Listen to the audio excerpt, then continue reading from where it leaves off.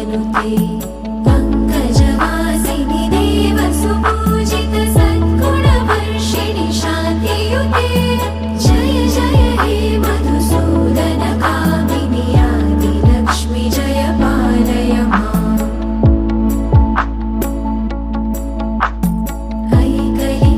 ऐकलिकल्मषनाशिनि कामिनि वैदिकरूपिणि वेदमये